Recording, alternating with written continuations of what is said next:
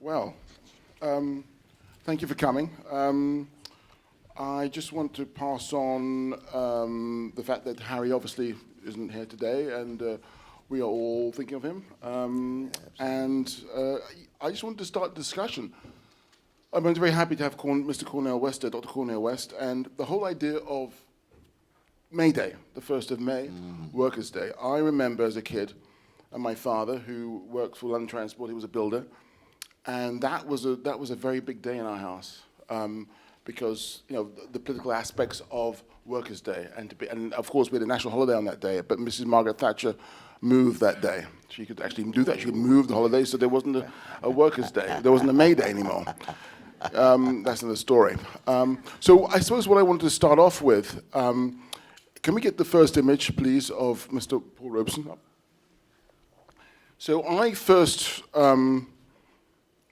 found out. I want to ask you after how you first found out about Paul, because I first found out about Paul Robeson through a neighbour of mine called Milton, and in my area in London, West London, I was living in Shepherd Bush, which is in a city, but then we moved out into the suburbs, and I think that was a big reason why I'm sitting here now. The queen of the suburbs called Ealing, and in this neighbourhood there was a lot of West Indian people living, and Milton came from Grenada, which is obviously where my parents came from. So there was a few of us scattered around, and he used to mail things in my mailbox, articles about whatever political aspects of the world was going on. He always used to mail it in my letterbox, and one day he mailed me a pamphlet on Paul Robeson, and it was miners celebrate Paul Robeson's birthday and anniversary. And I thought, Welsh miners celebrating this Black American guy? Who's that? who? And I had no idea. And that was my introduction to Paul Robeson through these Welsh miners. I just wondered, how did you first have that connection yourself? Yeah, well, I first want to say it's just a blessing to be on the stage with such a towering artist, Steve McQueen. No, it's very true. Very true. Yeah. And I want to thank my dear sister Donna, one of the finest curators in the country, for facilitating this. And we do want to accent the spirit of our dear brother Harry Belafonte, because Brother Steve McQueen, he stands in a tradition of free artists who are willing to tell the truth, and the condition of truth is not only to allow suffering to speak, but stay in contact with the humanity of those that you are depicting. And that's a challenge, not just for Hollywood, but a host of artists across the board. And so when I actually had the chance to become acquainted with Paul Robeson, it was in the breakfast program of the Black Panther Party. I was teaching in Jamaica Plain. I was in a student in Cambridge. And we had educational time for young people. And in 1950, we had We Charge Genocide, William Patterson going to the United Nations, putting the United States on trial for the violation of the human rights of black people. And that's very important, because it would be just 14 years later when Martin Luther King Jr. would call Malcolm X. When Malcolm X called for the same thing, Martin Luther King Jr. said, "I will join you, Malcolm." That's June '64. I will join you, Malcolm, and do exactly the same thing that Paul Robeson, Du Bois, William Patterson, and others attempted to do. So I said to myself, I got to know more about Paul. And then I discovered I had actually seen him in films, but I didn't know, as a young teenager, that he was such a great, powerful, and courageous artist. So he blew my mind. He blew my mind. And then after that, of course, I just went to the library. I read Here I Stand. Ooh. Paul Robeson. Yes, indeed, indeed. And I read some biographical material, and I wanted to know, where did he come from? Who was this Paul Leroy Robeson, the baby son of William Drew Robeson and Maria Louisa Robeson? His father's pastor of Witherspoon Presbyterian Church in Princeton. He was born in Princeton, 78 Witherspoon Street. He had been pushed out by Princeton University and other elites because he was too free a black preacher. And he ended up, for a while, as you know, had a little buggy taking the Princeton students around, having been the major black spokesman in Princeton. But he later on joined the AME Zion Church and tradition. and went on to become a magnificent pastor. His mother died when he was 6 years old, so he didn't know her that well, and his father would die when he's 17. But his brother would end up pastor of Mother Bethel, AME Zion Church in Harlem, 135th Street or so. Oh, no, it's a little bit further up, actually, near City College. And so it turns out that there was this rich tradition in his family. In his family. His father went to Lincoln University. Born a slave. 12 years. A slave. So, born a slave, but ends up at Lincoln University, powerful pastor. Indeed. So on that note, this image behind us of Paul Robeson 56 years ago today. Yes. It's pretty a powerful image. I mean, it's in Glasgow. I mean, you know, Queen's Park. I've been there. You know, thousands of people. I think what for me, what was so important about Paul when I was growing up, learning about him, was the fact that it was all about, I think, the idea of travel. When you have an African-American man who goes outside of America, and then he finds out, he discovers a bigger world and a perspective on himself. It's almost like the telescope has turned, and now he is the thing which is being looked at in perspective of the world, where it was the other way around when he was in the United States. Malcolm did the same. James Baldwin did the same. A lot of jazz musicians did the same. And it was about having a world perspective in order to find out what was going on back in their yard, but also what was going on in the world and how they changed, how that really sort of impacted them. And, you know, we have authors now going off to live in other countries because they want to have a bigger perspective. I was always surprised.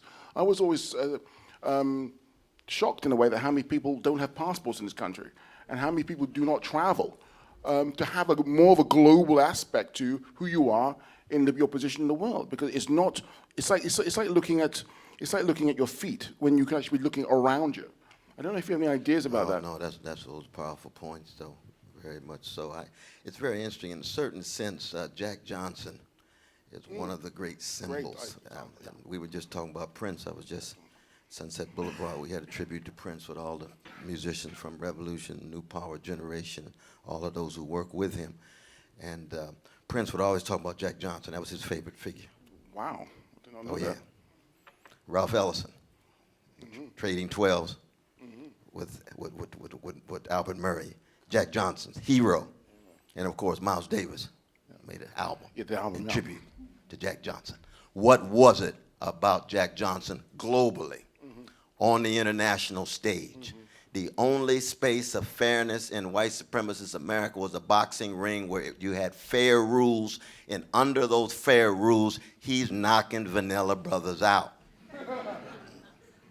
Now, what does that mean? It's an acknowledgement of black humanity. It's an acknowledgement of black excellence. It's an acknowledgement of black mastery of craft and art. And when he first knocked a white brother out, there were riots all across the nation, including right here in New York City on the subway. Front page, black man knocks out white man under conditions of fairness. Ooh. That's subversive just at a symbolic level.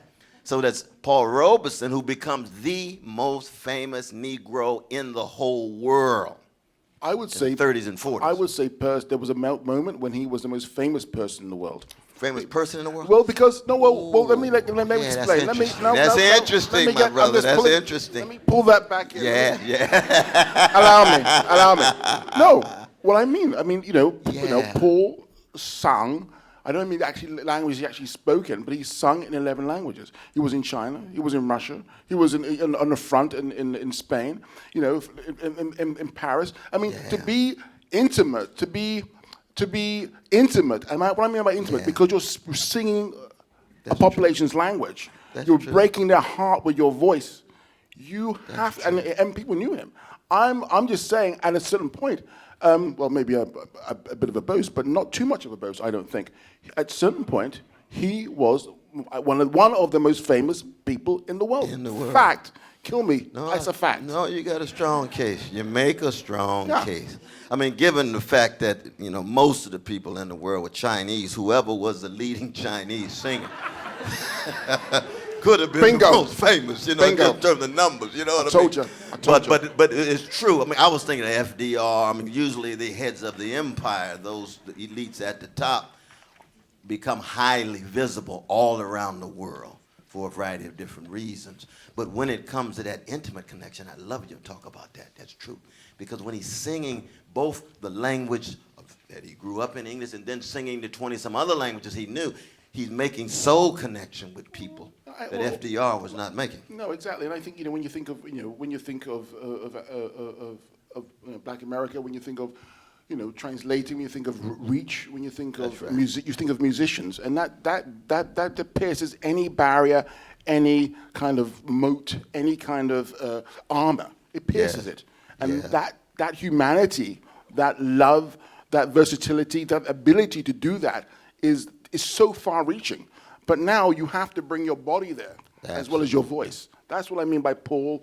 And Malcolm and so forth. Because when they were outside, I mean, there was a famous quote about Paul Robeson that Paul became African when he went to London, because he was meeting so many international people there that he put himself into that sort of position as an African, not necessarily as a Negro.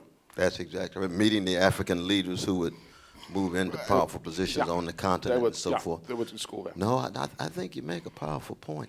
And there's a sense in which the art and the music had already gone international, and he was actually going as one of the representatives of it, because the blues had already gone, the spirituals had already gone, Jubilee singers had gone to Europe and created an economic foundation for Fisk University way back in the 1860s and 1870s, and Mr. Europe himself taking his band all around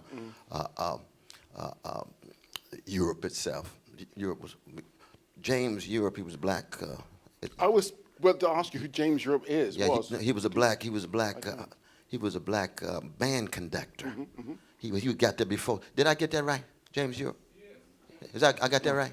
And I want to make sure I got that right, though. I just got off the plane, so you can't. Hey, isn't your arms tied with holding that camera phone? Isn't your arms? We'll give you the tape. We'll give you the tape. You can watch us. Relax. Okay. Oh, I thought he was taking a picture. Oh, that was. No, he's filming. You got stuck on that thing. We'll give you the tape. We'll give them a tape. I see. Oh, I got you. Yeah. Okay. Right. I see. Relax. No, but James Europe had already traveled with black musicians all over Europe. Yeah. And that's before Fletcher Henderson and other Duke and Count and Billy Eckstein and the other great ones. So this quote is on Paul Robeson's grave, and I just think this is such a powerful. I mean, to have that on your tombstone, I think is just pretty amazing.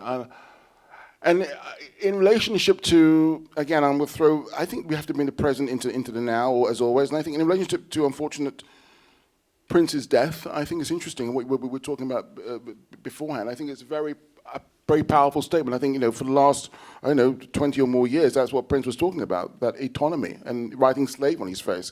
I wonder if you could talk a little bit about that as far as freedom is concerned, as far as art, and what Paul represented in a way that how you could use your art in a way to sort of, how can I say, use your art as a way to start a debate in order to sort of create as such. Absolutely. I mean, in some ways, it goes back to Plato excluding most of the poets from the Republic. That's one of the greatest tributes to art in the history of Western literature. Because anytime you're excluding poets, that means they have tremendous power. If you dismiss them, they're just trivial entities. But if you exclude them, it's powerful. Well, black music, black art has always been something that the powers that be have to keep close control over, because it provides a foretaste of freedom for an unfree people. Artists in that sense are the vanguard of the species. I mean, Shelley himself says in the Great Revolutionary Pamphlet in Defense of Poetry, poets are the unacknowledged legislators of the world. He's not talking about versifiers. He's talking about all those who have the courage to use their imagination and empathy to conceive of an alternative world, vis-a-vis the world in place. So art has that utopian possibility and power of allowing us to imagine alternatives to the present. Every status quo does not want people to imagine alternatives to the present. 12 Years a Slave was about what? the humanity of a black people whose humanity had been thoroughly called into question. And if you're living in dehumanized condition and you conceive yourself as human, you have an alternative vision. You can make your life a work of art. You can produce an artifact. You can produce some art object. And in that sense, then, I think that the great musicians who not only create beautiful, beautiful sounds and beautiful portraits and so forth, but then take a stand politically. That's a difficult thing. Why? Because the cost that you are going to pay is going to hit you so hard. I mean, Prince put that slave on there in 1993 and took it off 2000. Well, he used to talk about the cost. Now, granted, he did that after he'd made some money, so that was a good move. But the cost that he had to pay, ooh, my God. I mean, I always thought, and I was speaking about I always thought, I mean, and speaking about it before, after Katrina, I was waiting for a situation like Live Aid to happen. When you got all these black artists and the like to come together and do a concert for that cause. I think that would have been amazing. I mean, and everyone at that point in time, you know, black artists, white artists, been come to do a concert, to do some kind of presentation in that same way. To be visible and visual in the world and to bring that attention to that spot and to sort of create revenue would have been tremendous. People would have thought that, you know, people have felt, you know, seen, respected. It's like when you see that the homeless person in the street and you like ignore him, but when you actually do acknowledge him, even if you don't give them money, like you say, "Oh, right, man," he realizes that he or she is alive. I am here. I am present. I am alive. It's when you ignore. I just thought that could have been such a. I don't understand. It's like it was like maths to me. How come that didn't happen? Was incredible. We spoke about that. I think part of it is, of course, in the last 40 years, there's been such a shift from a we consciousness to an I consciousness. It's about me, me, me. It's about careerism. It's about cronyism. It's about nepotism. And it's about making money. So that you have to have a we consciousness to even conceive of coming together, going against the grain of individual career to empower a larger community, including the community of artists. Mm-hmm. And that's what a highly commodified, commercialized, marketized culture is all about. It reinforces rapacious individualism, narrow careerism. And at the essence of careerism is what? Conformity. This brother was a nonconformist. At the essence of careerism is what? Complacency. He was courageous. And in the end, dominant forms of careerism when it comes to having to make a serious choice is cowardice. He was the opposite. He was not a coward.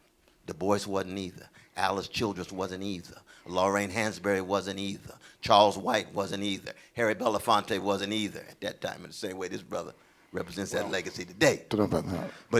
But in certain sense, it's harder for you. It's harder for you because you're out there by yourself more. I'm pretty vain. You know what other artists coming around? Well, I suppose what I'm saying is that if everyone came together, yes, then you have some power. Yeah, that's true. I mean, if everyone just comes together, then you know that's it. Those are the rules. You know, there's no if but or maybes. You've got to come. You've got to pass through us, and that's it. I think. How many artists defended Prince? Yeah. About the number of black people in the National Hockey League. Exactly. Yeah, no, he was out. He was out there all by himself. He was out on his own. Everyone was like, he's mad. What is this? And slavery. That's and how do you put slavery on his face? It's outrageous. How can he call it? And now everyone, look what's happening now. He was 20 years ahead of time. Everyone is like, oh, you know, we can't put it on our, Apple or whatever, Tidal or whatever. What debate's going on? It's it's fascinating. Anyway, moving on swiftly. No, but I mean, with this issue of art is a fascinating one. I think, for example, the greatest entertainer in the American empire today is Beyonce. Mm-hmm. She got control of her body, she got control of her money, but she's no Aretha. Mm-hmm. Tell us why. Why? And the reason is because, and this is connected to Robeson, you see. The reason is because Aretha is a soul stirrer as opposed to a body stimulator. Mm-hmm. That she comes from the depths of her soul and the dark corners of her heart The genius that she has of mastering her craft is there, but each performance, she brings her big soul and heart and puts it on the table for us to partake, to constitute a communion and a community. Whereas these days, in the culture of superficial spectacle, you have titillation and stimulation with bodily gyration. I ain't got nothing against that. I'm looking like everybody else, you know what I mean? I'm a Christian, but not a Puritan, you know. But I'm also coming to have my soul stirred the way Sam Cooke and Johnny Taylor and Lou Rawls come out of the soul stirs the way Luther did. Well, can't you have both? I mean, Prince, talk about now, titillation and sex and God and everything else. I mean, gyration and pumping and humping and, jiving and funking. I mean, I quite like that. I quite like both. I mean, that's just me. I love sexy going on and something else. Don't get me wrong, I love Aretha, but I like both. It's true, but then at the same time, no, Prince will sing The Cross. Yes, true. Prince will sing Mother's Child. Black day, stormy night. Come on. Oh, no love, no hope inside. Okay. Cause he's no. Come on, y'all. Oh, Prince, we love you. We love you. That's real. I mean, Prince, but he's like Marvin Gaye in that sense. You see, he's got sexuality, he's got spirituality, so intertwined together. So let's get it on and what's going on. All of them. Why? Because they're being true to themselves. When you're a free person, let alone a free black man or a free black woman, then you have got to do things that cut so radically against the grain, including your own community. Including your own community. And that's what Paul Robeson had to do. You see, when you read the vicious attacks on this brother by the Walter Whites and Roy Wilkins and Carl Rowans and others vilifying, demonizing. I mean, since when has he made any contribution to the struggle? He's been only concerned about his career. And you say, quit lying, you petty bourgeois Negroes. You all are so maladjusted to a status quo and a Cold War liberalism. They're critical of Cold War liberalism. They're concerned about a critique of the empire. And they're concerned about critiques of poverty. And Martin Luther King Jr. would have the same kind of response when he made the shift in 65, 6, and 7. And that's why when he died, 72% of Americans disapproved of him, 55% of black people disapproved of him. He couldn't go to churches. He couldn't go to certain black contexts because he was extension of Hanoi, given his critique of the American imperial subjugation and war in Vietnam. You see, but that's the same tradition, and yet now, of course, now that the worms got him, everybody's in love with him. That's how it is. That's how it is. I mean, what's like courage. I mean, what's so interesting also about Paul was this fearlessness. I mean, I think my goodness. I mean, what the surveillance which he knew was being undertaken by the FBI. Yeah. The floor is powerful. We saw that. And it's just the fact that there was that time. I think it was '59, where he was in Russia and there was an attempted suicide because of the pressure. That's right, Moscow. Yeah, absolutely. And one doesn't know exactly what actually occurred at that moment. But it got to that moment of sort of surveillance and persisting sort of putting false things in the press and etc. That kind of hounding, drove him to ill health. No, and true. I suppose I understand that an artist doesn't want to go there as such, or doesn't want to sort of, just wants a simple life. I get it. I understand it, and I appreciate it. It's just what are you willing to give up? What are you willing to do? It's a tricky thing. It's a tricky thing. I mean, I'm superficial like the next guy, and it's like, how do you pursue a certain kind of way of working or thinking in order to create that sort of can sustain your place as a human being? That's what I want to be, a human being. How do you do that? I ask myself that question. I sometimes just throw myself off the cliff because I don't even look how I'm going to land, because for me it's a point where I have to, and I sometimes just throw myself off and I don't know where I'm going to land. I think it's important in some ways to do that, just because Yes, you might get hurt and all that kind of stuff, but you have to maintain yourself as a human being as well as an artist. It's imperative. That's So I very, leave very my true. shoes But behind. but I that's love my where shoes. that's where Never mind. family and friends and community plays a crucial role. Yeah. You see, there's no Paul Robeson without Essie, his Oh wife. no, she's Oh amazing. my Oh, please, yeah. God, unbelievable, heroic, sacrificial, and of course their relationship wasn't a pure and pristine one. Why? Because no relationship is pure and pristine. He shot through with all kind of mess and joy, funk and at the same time truth-telling. But without her, I don't think Paul could have made it. Same is true without Ben, his brother. Same is true without Helen and Sam Rosen. Yeah, I think His Paul. close partners. I think he was supporting him. I think he was extremely lucky because I mean, Harry Belafonte too supporting him. yeah, he was extremely lucky. Yes. And you know, it was a situation. Again, it wasn't a perfect relationship. It was an open relationship to a certain extent. Right. And I think also the fact that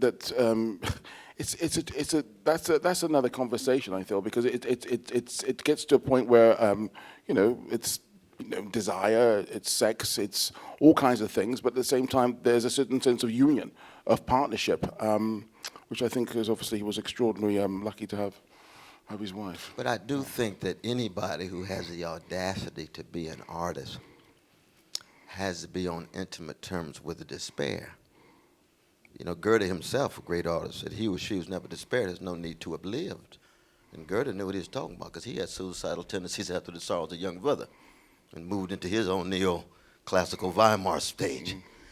Meaning what? Anybody who looks candidly, honestly, unflinchingly at the world in which we live has good grounds for suicidal proclivities if you have a sensitivity to suffering.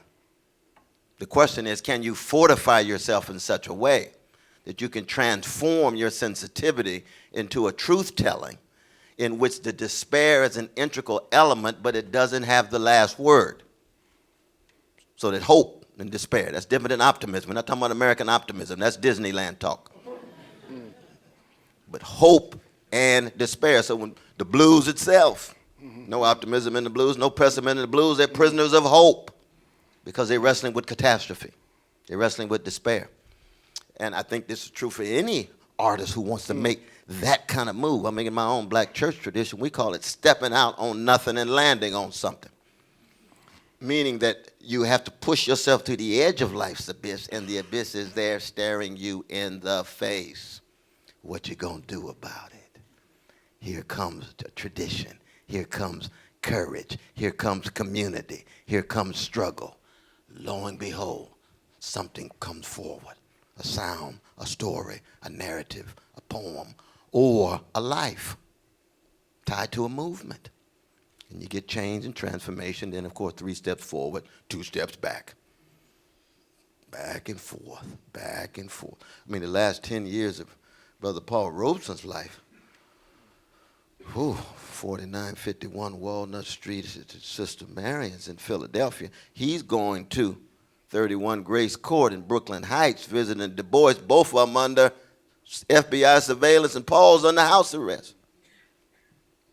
That's serious. The 2 greatest, at least black male, freedom fighters in their own ways, with their own blind spots and limitations, under house arrest.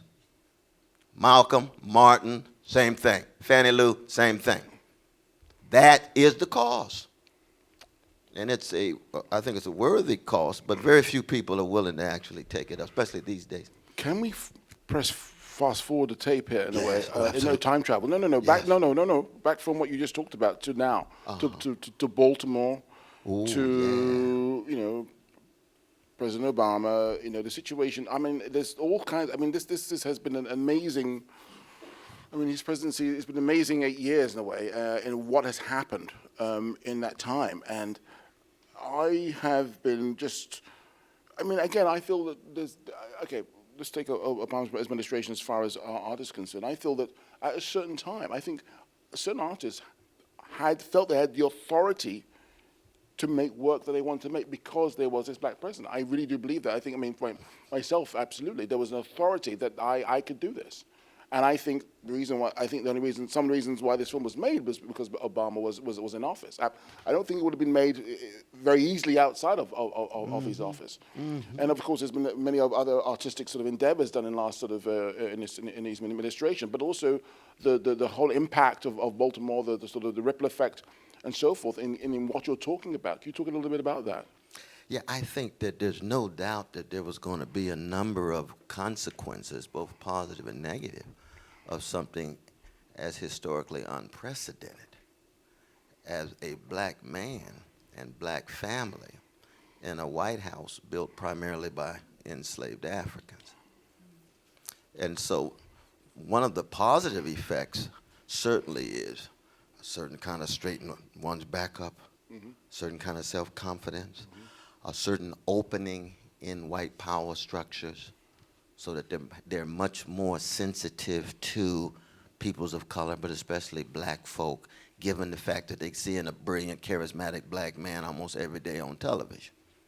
So at that symbolic level, that can never be denied. And I think in many ways that's going to be one of his grand contributions. Now, when it comes to substance, that's something else. When it comes to substance, that's something else. I mean, you got every 28 hours a black or brown person shot by a policeman security guard for 9 years, and not one policeman going to jail as a result of federal pressure. See, that's keep sweating moment. Something just ain't right. Well, it's interesting. There's no translation of that black power into protecting these vulnerable ones in the way in which the White House protected Wall Street executives.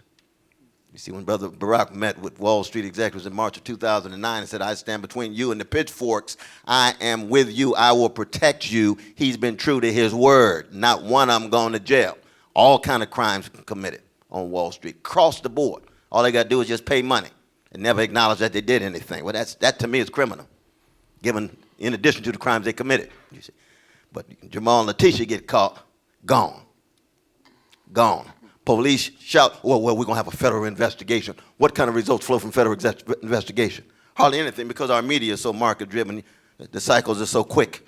It's over. It's over. On to the next thing. On to the next Trump, Twitter, or whatever it is.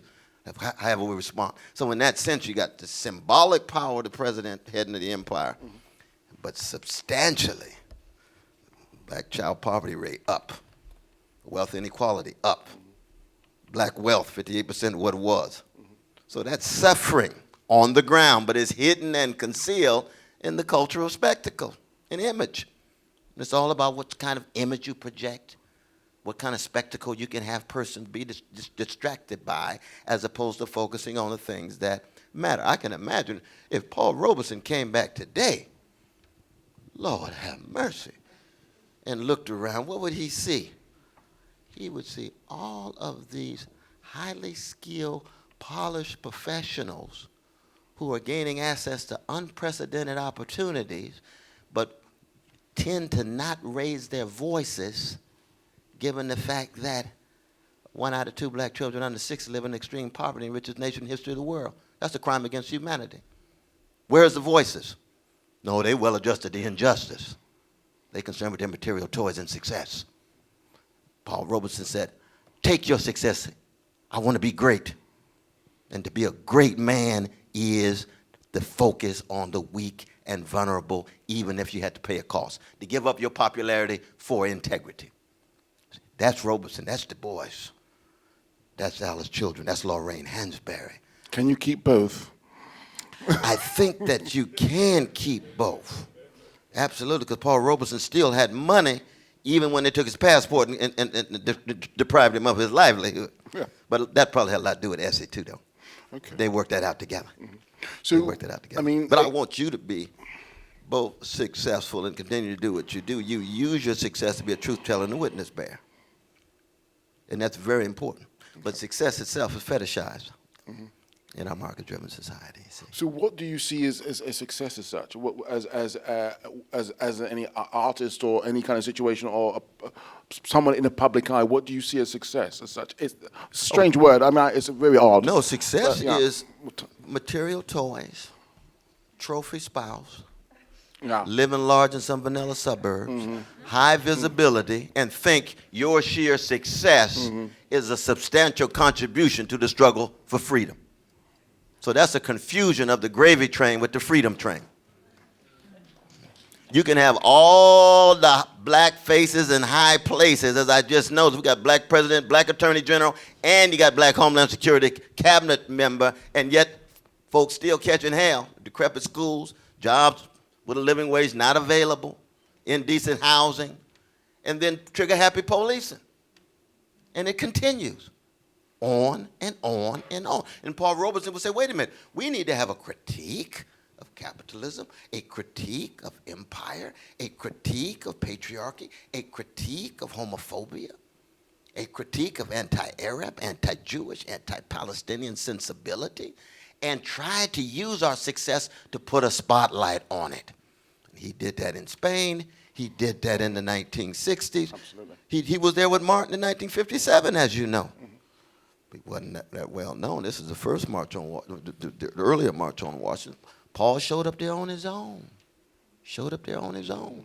Wasn't asked at all. It's like Curtis Mayfield showing up with the civil rights rallies with his guitar. And his agent said, that's the last thing you want to do, Curtis. Your career is over. You know, well, you wrote We a Winner. That's never going to be played on the radio. It wasn't. Curtis didn't care. He showed up anyway. John Coltrane sat on the second row when Malcolm X spoke at the Militant Socialist Forum. They said, Train, you are losing your mind. You associated with Malcolm X. My favorite thing is going to be your last record. Train said, hey, I'm a free black man. I'm showing up. I might show up with my horn. I want to see what Malcolm got to say. And they put the microphone to his face, and what did Train say? What do you think about Malcolm? Very impressive. Very impressive.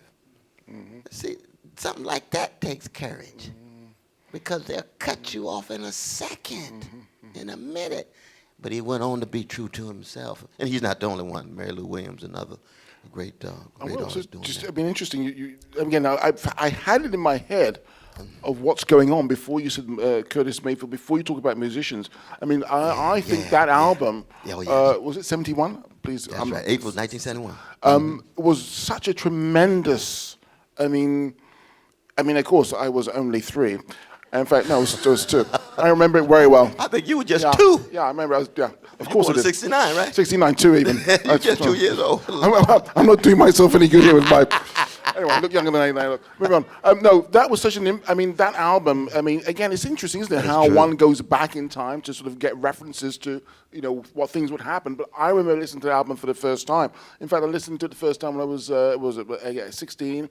And it was such an impactful album even then. Oh, yeah. So how was it, as someone who's, almost like a Paul Robeson, breaking free of the shackles as such of Motown and doing what he wanted to do? Because the first, I think it was What's Going On was the first tune. He didn't have the album yet. And Barry Gordy was very much against it. Very much against it. Very much. But Barry Gordy did cave in and thank God he did, though. That's true. Yeah. That's very true. That kind of resistance at first, and of course not lacking encouragement, but he wanted to sort of go forth. I wonder if you could talk a little bit about that album, because for me, you're such a wonderful speaker about that kind of sort of oral sort of. But I think, like Paul Robeson, they were sensitive to the emerging forces of resistance in their particular historical moment. There's no Robeson without the Black freedom movement escalating in the 30s. In the 40s, for example, when he called for the crusade against lynching, within 13 months you had 56 black people who were killed.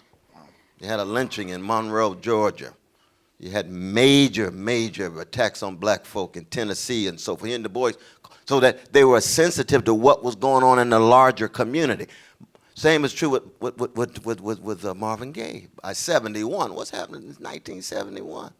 Good God, since 1955, you got 16 years of intense social motion and social movements.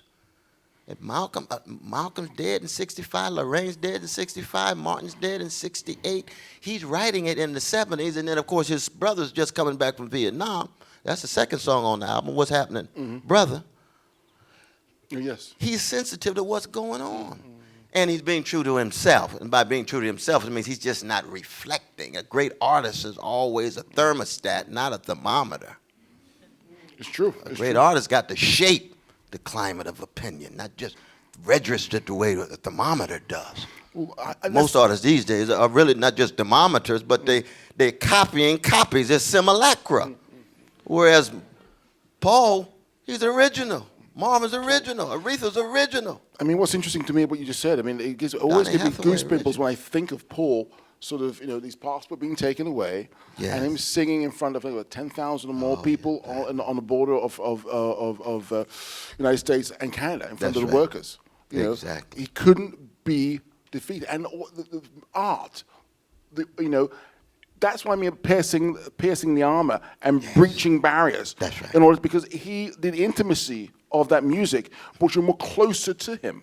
And for example, I mean, again, he's singing on the Spanish front in the French Spanish Civil War. The most amazing thing for me about Paul was when he took his passport and him singing to people was there was a concert hall in London. I think it was, when was it? Where was it? It was 40. It was I think it was after the war. It was just after the war. Could be 46, 47. And there was a concert for Paul saying, "Let Paul sing." Okay, it could be in 50. I can't remember the exact date. Let Paul sing. But it was the most weirdest concert in the world because Paul wasn't present. It was sold-out audience, over 1,000 people in the auditorium. He was singing in the United States, but it was one of the first times there was, the cable that they sort of trailed over the Atlantic. It was coming down the microphone, and it was sold out. Wow. And there was this microphone on the stage, empty stage, and of course they didn't know what it was going to sound like. Everyone was like, "Oh my God, it's going to be terrible," whatever. And then there was this, "Hello, is Paul there? Hello, Paul?" And it was crystal clear. And everyone was, "Hey, clapping" when they heard him. Wow. And he was singing I don't know where in the States, he was singing in his house to this packed audience in London. And the concert was called Let Paul Sing, and it was amazing. Could you imagine? I mean, it gives me goosebumps now. That's true. That art can actually pierce armor. There's no barrier. So, of course they're going to stop artists or try to stop artists.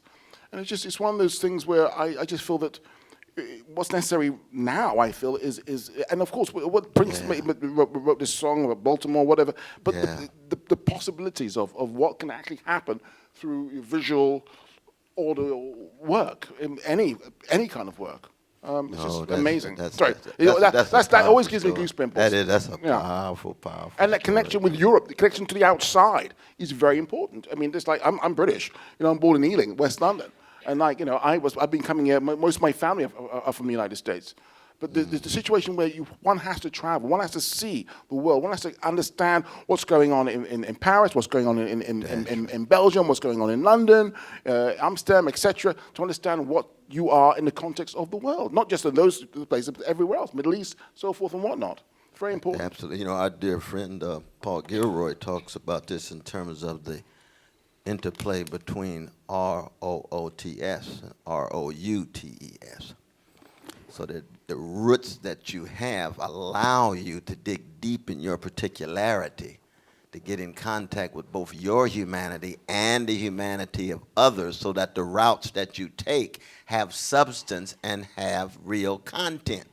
Because you can end up with a homogeneous universalism way at the top that's not rooted in anything, and you end up with just market-driven culture, which is oftentimes just noise rather than song.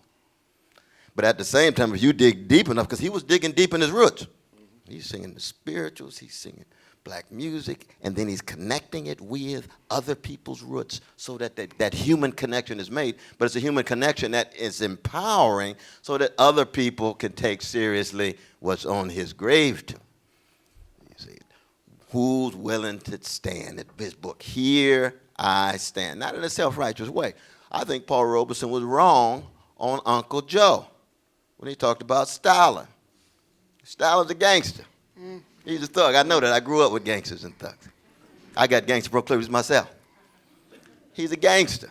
But he saw Stalin as an option that was supporting decolonization in Africa and other parts of the world, so he ended up having his allegiances that oftentimes in his public language, we know privately he was saying something else. Yeah.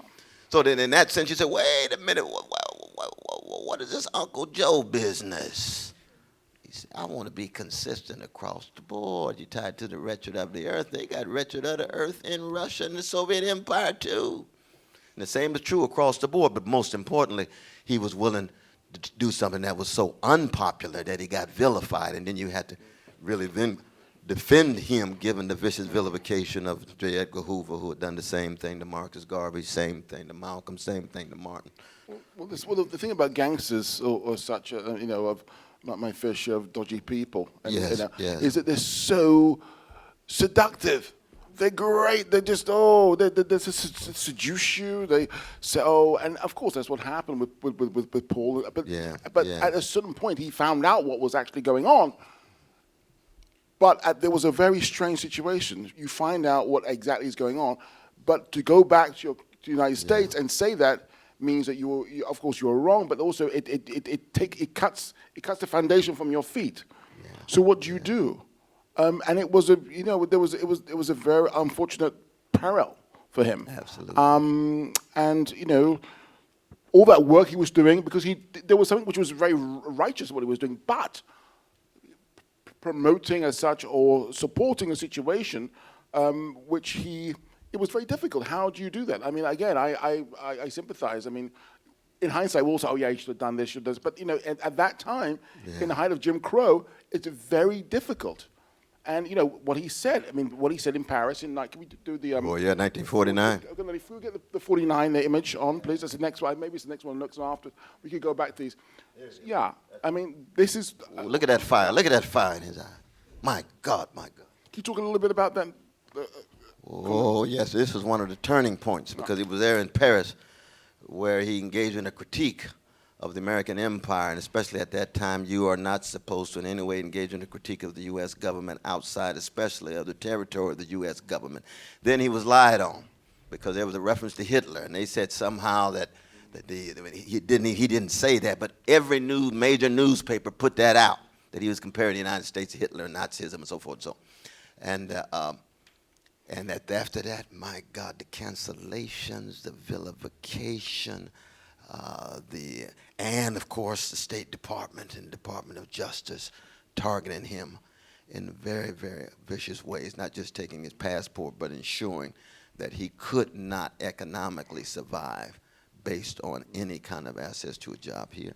I think also in that statement there was again, it's how it was reported, but there was a situation, I think, what was reported, that what Paul said was taking United States to the International Criminal Court for the crimes happening in the South and the Jim Crow situation.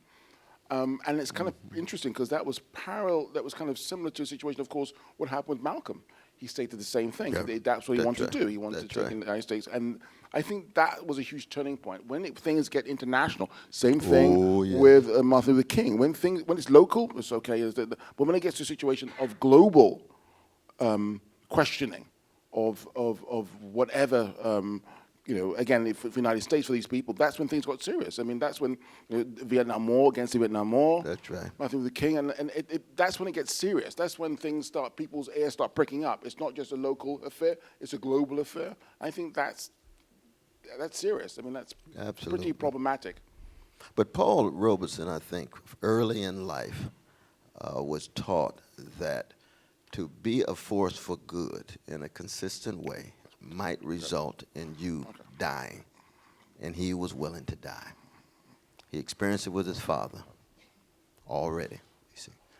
Early in his life, and experiences at Rutgers, he was the only black student there, the only third black student in the history of Rutgers, valedictorian, about 13 different sports, letters, Phi Beta Kappa junior year, you see. Then goes to Columbia Law, goes to Wall Street for a while, but a white secretary refuses to take dictation from a Negro, so he leaves and moves to Providencetown and meets an Irish genius named Eugene O'Neill, who embraces him. Eugene O'Neill was a serious anti-racist Irish brother. Not just brought him into the plays all God's children got wings, and what some of the others. Not Harry VIII, how do you think that Paul's father was? I mean, again, the Emperor Jones. Sorry, Paul's father was influenced because, of course, he was a preacher. I mean, I want to ask Strong also about. I mean, religion in all three of these. You think about Malcolm, you think about Martin Luther King, you think about Paul. I mean, and all in between. I mean, religion has been such again, I mean, of course, when Paul said he was an atheist, again, maybe obviously the influences of socialism and whatnot, whatever. But how do you think that played a part in who he was and others? It was fundamental. I mean, he used to give sermons in place of his father at the AME Zion Church after he was kicked out of the Witherspoon Presbyterian Church in Princeton. He went down to Somerville in New Jersey. He lived with his father one-on-one because his brothers and sisters had left. His mother had died. It was one-on-one. And they had conversations. He would give speeches and sermons to his father, with his father as the audience. It's that kind of intimacy, and that kind of equipping himself and preparing himself. And his father was profoundly religious. Now, in the end, he would certainly become agnostic and atheistic as a result of his own excursions in secular thought and Marx and Freud and so forth. But the spirituality, back to the roots, because see, roots is not just a matter of having cognitive commitments to religious claims. You can be thoroughly agnostic and in love with Aretha, but ain't no Aretha without the black church. And all she does is just pick up the microphone, start singing, and you're going to hear the tradition of the black church music. James Baldwin was like that, agnostic. He said, I can't write without Bessie Smith. Now, of course, Baldwin comes out of the black church. He said he had to leave the church in order to preach the gospel, which is often the case, given the narrowness of the churches. But those roots are there, those deep spiritual, cultural roots, and they remain there for Paul Robeson. And, of course, during his time in which he was under house arrest, one of the few places that would allow him to speak publicly was his brother's church, Mother Bethel AME Zion Church up in Harlem. It was one of the few places. He's an alpha brother. I'm an alpha. Martin Luther King's an alpha. Donny Hathaway's an alpha. Du Bois is an alpha. Even the alpha brothers oftentimes pulled away. Too controversial. And his best friend, W. Du Bois, kicked out in 1948 of the NAACP. He's a co-founder of the NAACP. Same thing.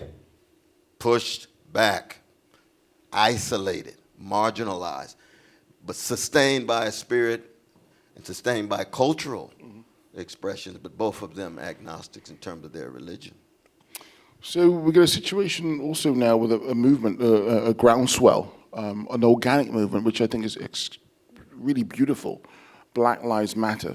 Yeah. So it's such a beautiful thing. It came about through people wanting to get together, do something, and that anytime something like that happens, it's not just it's organized in a way that it happened through the ground, through the soil, up to people, in a way that people are coming together and talking and discussing and organizing themselves.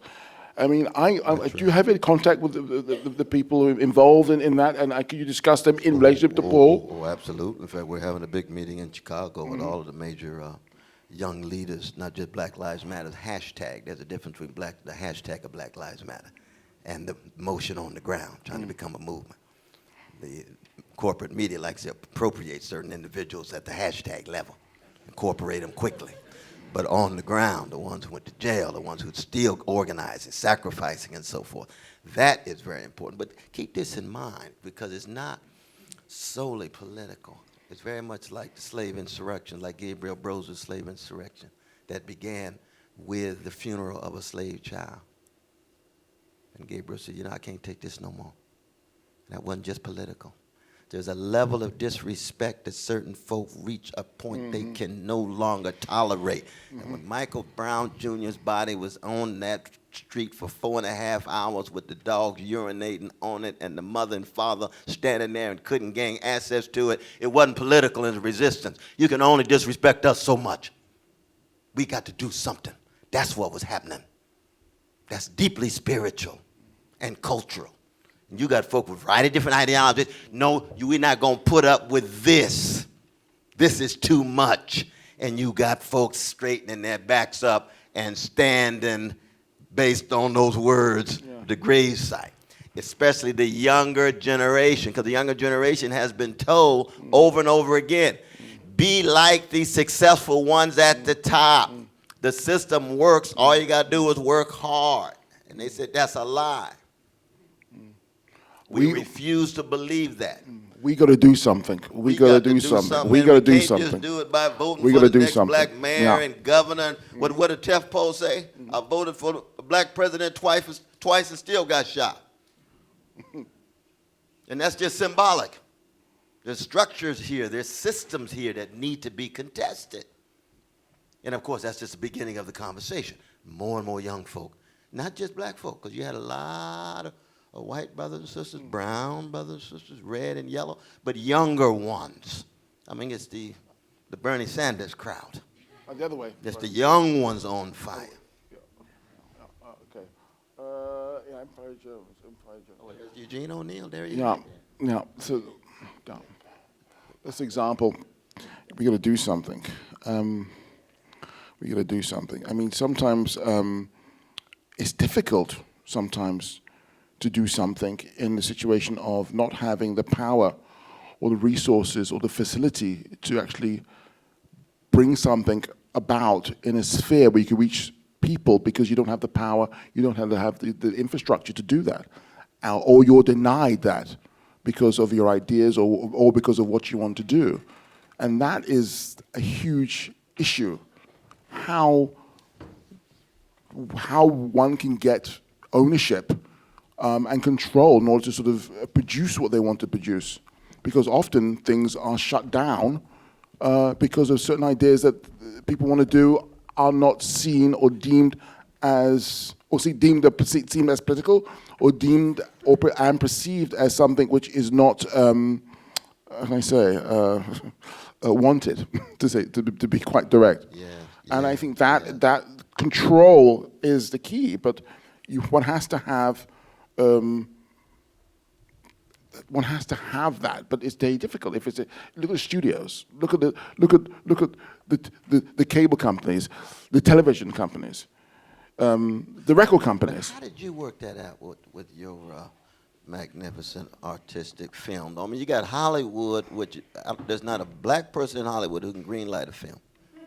No. You got one in Atlanta who can greenlight, but he's into Medea and things. We pray for him. And he's talented. He's a talented brother, but he's not part of the Hollywood system, right? And he's not known for telling political truths. He's talented, and I give him his talent. I love Brother Tyler Perry in many ways. He's come from a very difficult situation and so on, but we have to be very honest and candid, very honest and candid. He's no Steve McQueen. Now, I said that, not you. I don't want to get you in trouble, because we love Tyler, but we got to tell the truth about that Negro, too.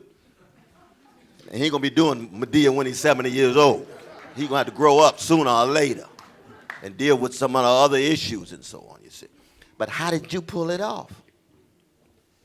Good question. I'm a little dose of naivety, which goes a long way, and also a large spoonful of, well, I'm going to get it made.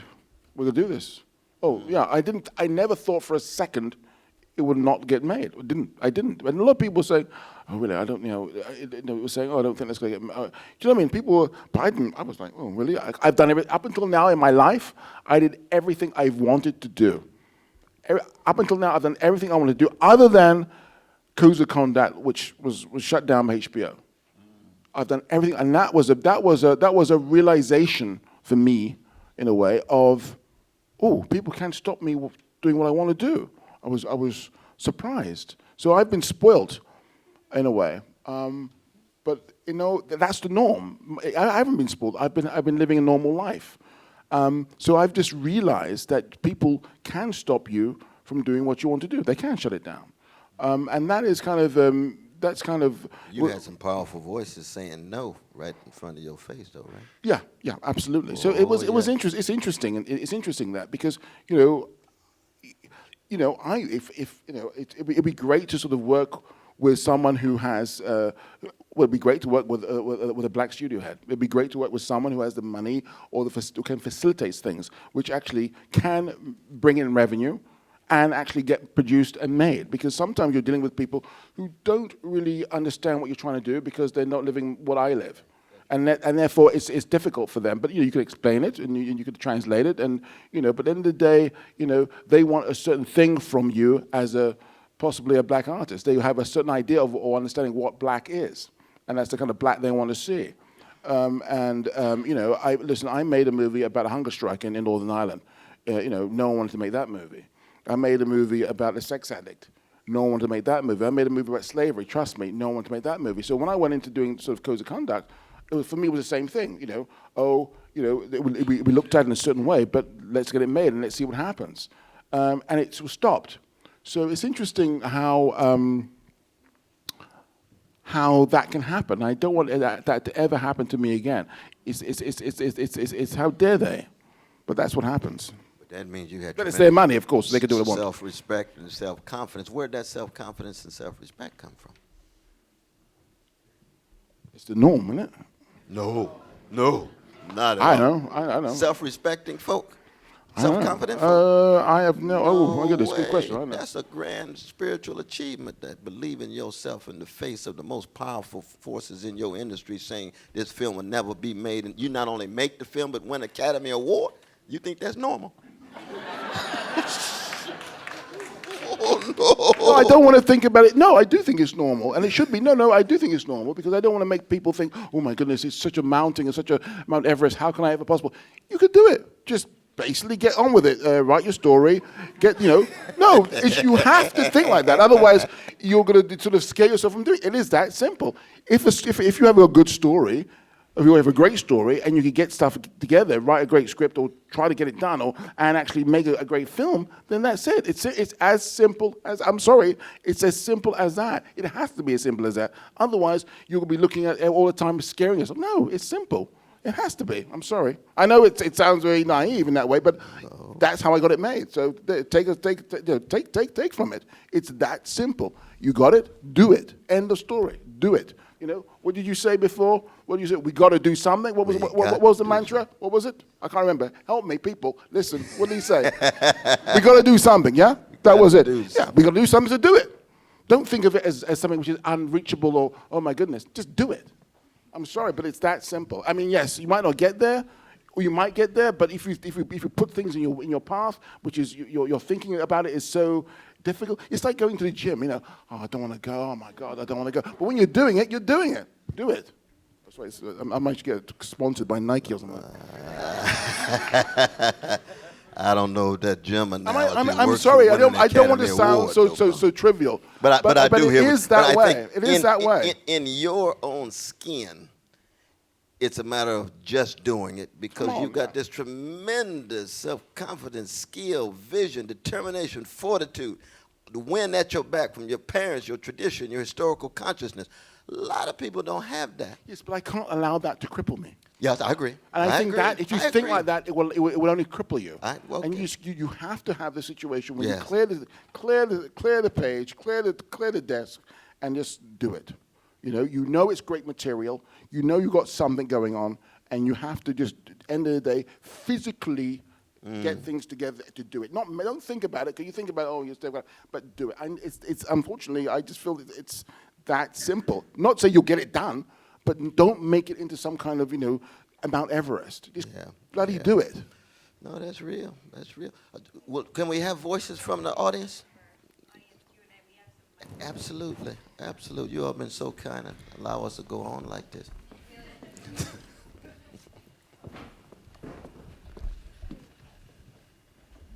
Yes, my dear sister. Should we have okay. I just wanted to share some thoughts I had while you were speaking. You mentioned that moment when you can make a change, and immediately came to mind that moment when Jay-Z had that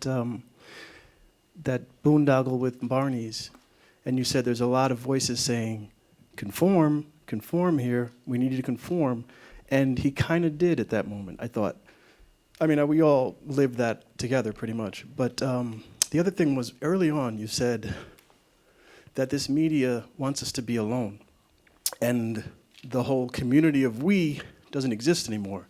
And recently, there's a show that kind of makes people want to be together, and it's called Game of Thrones. I know it's just a media show, but HBO shut down the possibility of that. And it's kind of, it was striking. They made the lawyers issue letters to bars that were letting people gather just to watch a TV show. And I thought, wow, that's so amazing.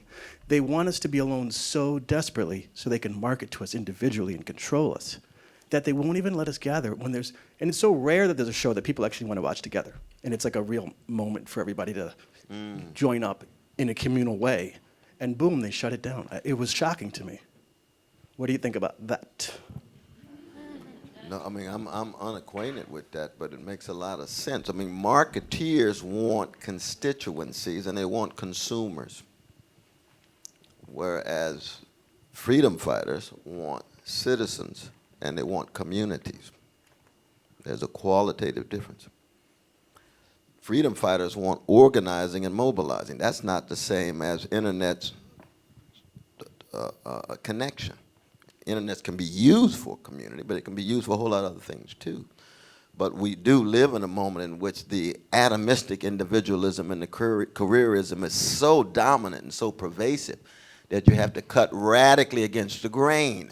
I mean, communities require integrity, honesty, and decency. Markets are about cupidity, mendacity, oftentimes, false advertising. Not all the time, but often the case.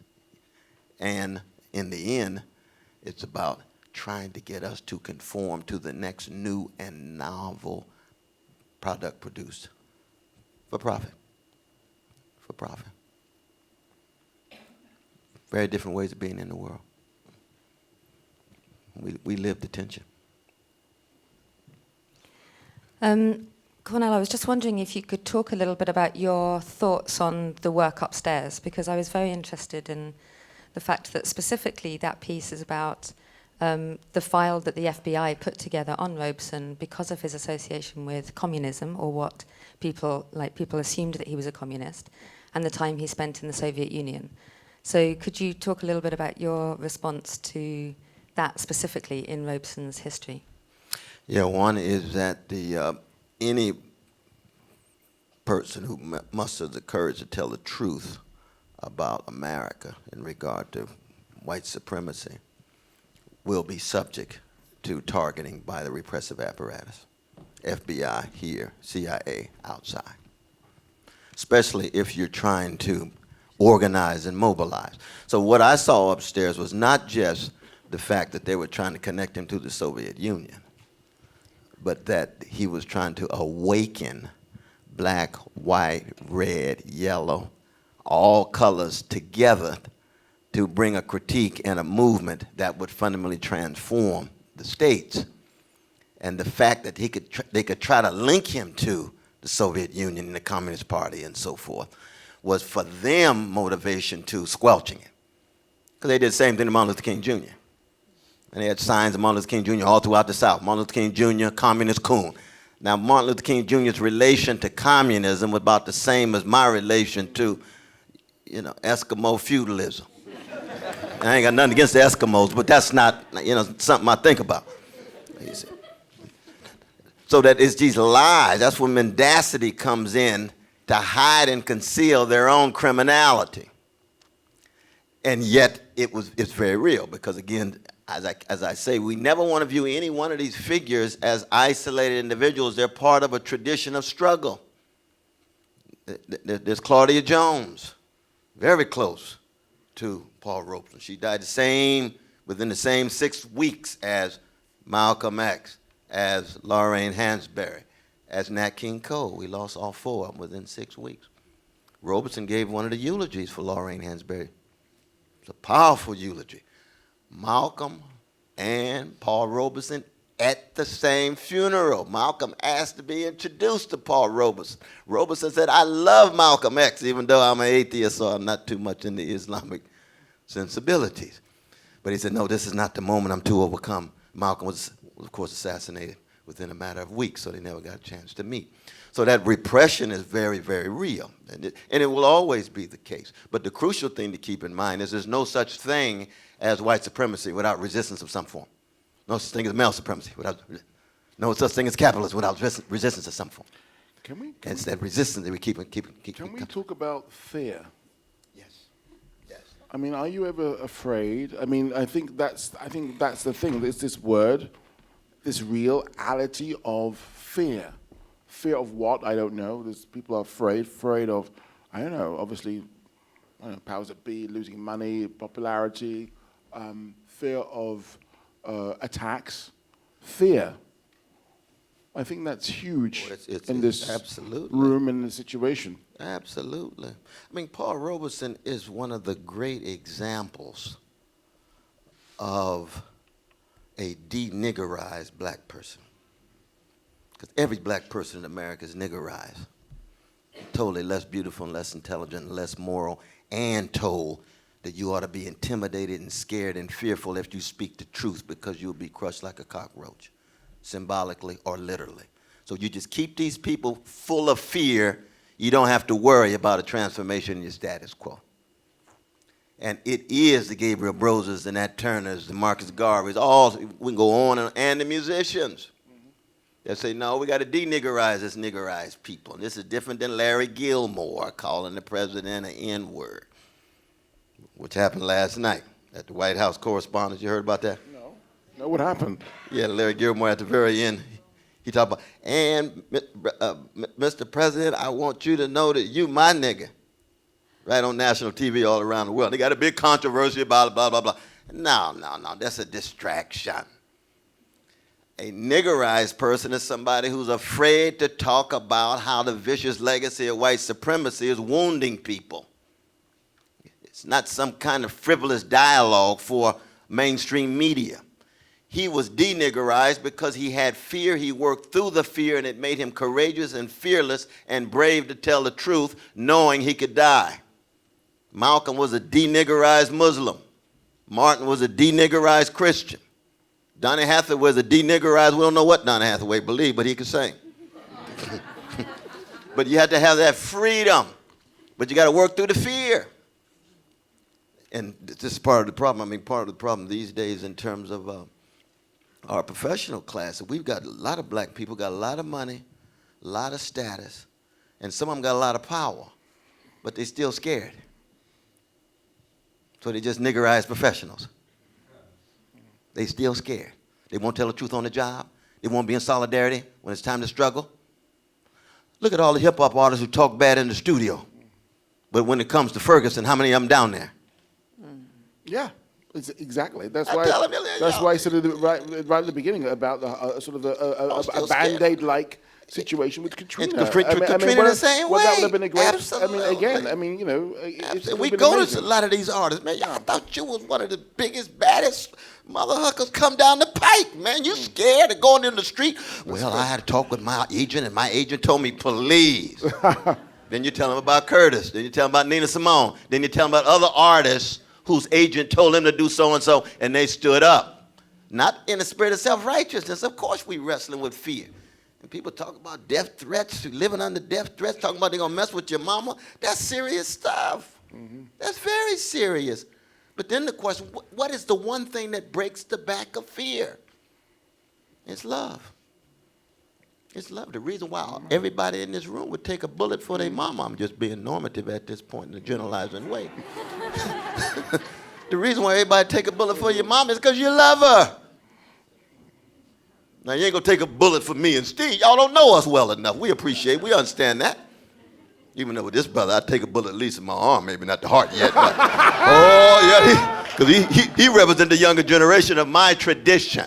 That's the tradition I've been willing to die for, passing it on to him and the others who come along because it was passed on to me. And they were willing to inject me with a love that breaks the back of fear. Robeson had that kind of love in it. This lady's been breaking up. Yeah, she's been. Listen, I want to thank you so much for talking about fear and what it can do to you. And my question is that today I learned more about Paul Robeson and what he did and how he stood up than I did from the display in which surveillance and what the government is doing, has done to innocent people. That is front and center. So my question for you, Steve, is you show on both screens the surveillance and you hear the redacted passages and that sort of thing.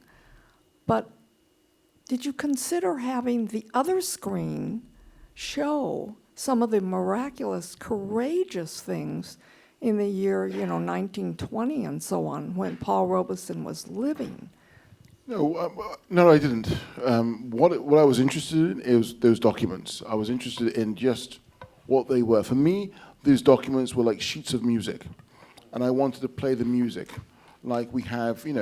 Sometimes we get things obviously on the paper, which is numbers, Roman numeral, crossed out, redacted. So every description which was on that piece of paper, that sheet of music, I wanted, as well as the fact which was written, I wanted to have that sort of analytical description of what was going on. It was very important for me, very important to sort of have it as it is. Those are the facts. That's what happened. That's what was being read on, that's what was being sort of looked at. It's almost like a Braille. Every bump, every fold, every crease, every word, I wanted it to be vocalized. It was very important, and to hear the music of the piece. So one could you could talk about whatever happened in there, what happened there. I'm interested in what happens in the room with this piece, and how it sort of translates, how it sort of gets into one's sort of veins, into because when you first get in there, you sort of you maybe you get in there, there's people milling around and whatnot, and you sit down, and obviously you're tuning your ear almost like a radio dial, and then you get you're hooked in, and then you're in this flow of sound, audio of what happened, as well as seeing things which pass you, reading sentences and maybe a phrase. So it's and the whole idea of end credits, because often, if I gave you the Paul Robeson, the audio, what we have right now, when I first presented it was 11 hours of audio. Right now we have 20 hours of audio. When we finish it, it will be 72 hours of audio. That's how lengthy the documents are. And the whole idea of having the sort of audio, you're never going to catch all of it, but to have an impression, verbally and visually, was what I was about. Just to show you the magnitude, the weight, and the scale and the size of this man's crime which was committed against him. It's important. It's also true, though, that he's in the process of making a powerful, powerful film about the brother. He's one of the few in the world who could do that. Once that hits, it's like BCAD in terms of Robeson being known around the world. Now, if we jump back to the 30s and 40s, he's the most famous man in the world. At least, exactly. I'm learning a lot of things up here.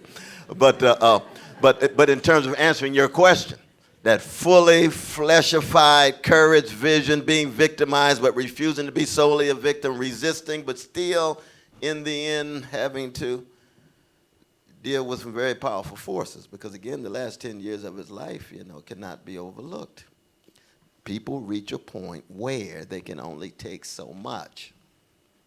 And when his wife died, when his friends died, he's betrayed by his close partners, the black middle class pulls the rug from under him, the government's trying to crush him and so forth. He's still standing with dignity, but he's not as strong as he was in the 30s and the 40s. He's got some white and Jewish communists standing with him. He's got some black communists. He's got some artists. Who was on that list when they had his birth to? I think it must have been about I think it was about 1963. Very few. How many scholars went with him? Very few. Coltrane's on there, Olatunji's on there. Serious, courageous ones are on there, you know. So that the abandonment is very real, but he's still standing tall with grace and dignity till the end. But when we get that full-fledged filmic representation,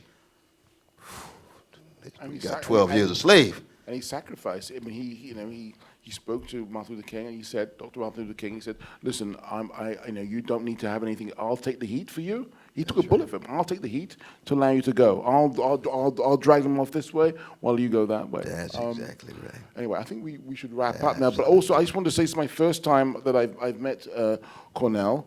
And I'm Dr. Cornel West. No, Brother West. I apologize. But I'm just so honored to have you on stage, and thank you. And you are a true artist, sir. You are a true artist. Thank you so much. Thank you very much. Thank you. Steve McQueen. That was wonderful, brother. Magnificent. Steve McQueen.